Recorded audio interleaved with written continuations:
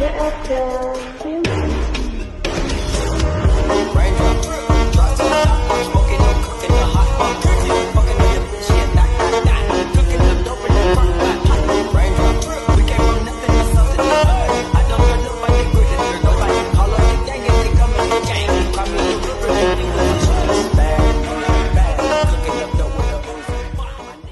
Halo semuanya, hari ini saya mau jelasin tentang kasus pajak yang melibatkan salah satu perusahaan properti di Indonesia, yaitu PT Bina Aditama Perkasa Indonesia, atau biasa disingkat PT BAPI. PT BAPI adalah perusahaan yang bangun perumahan, apartemen, kantor, dan proyek komersial lainnya. Perusahaan ini berdiri tahun 2012 dan mulai masuk ke bursa saham di tahun 2019. Mereka punya proyek di banyak tempat seperti Jabodetabek, Jawa Barat, sampai Jawa Timur. Masalahnya adalah PT BAPI diduga melakukan pelanggaran pajak. Mereka tidak melaporkan pajak secara benar selama tahun 2018 dan 2019. Akibatnya, negara dirugikan sekitar 2,9 miliar rupiah. Kasus ini ditangani oleh Direktorat Jenderal Pajak, DJP, KPP Pratama Tangerang Timur Kejaksaan Negeri Kota Tangerang. Mereka sudah tetapkan PT BAPI sebagai tersangka korporasi, artinya perusahaannya sendiri dianggap bersalah.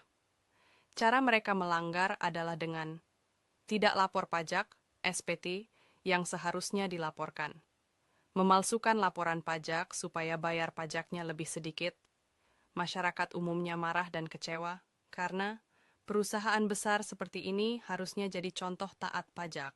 Mereka mendukung DJP untuk bertindak tegas. Tapi PT BAPI bilang ini cuma salah paham atau beda penafsiran aturan. Ada beberapa alasan.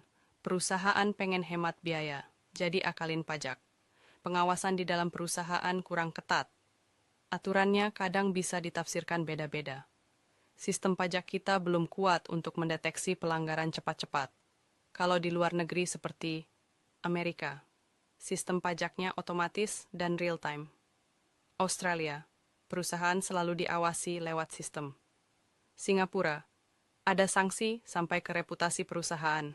Mereka lebih tegas dan lebih pakai teknologi. Pelajaran dari kasus ini, kita bisa ambil pelajaran. Perlu sistem pajak yang lebih canggih dan cepat mendeteksi pelanggaran. Hukum harus lebih tegas, biar ada efek jera. Edukasi tentang pajak penting buat perusahaan. Regulasi pajak harus dibuat lebih jelas, supaya nggak gampang disalahgunakan.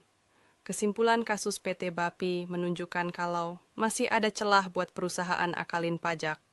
Negara dirugikan miliaran rupiah. Tapi dari sini kita bisa belajar pentingnya memperbaiki sistem pajak di Indonesia. Dengan penegakan hukum yang tegas, kedepannya kita bisa punya sistem pajak yang lebih adil dan transparan.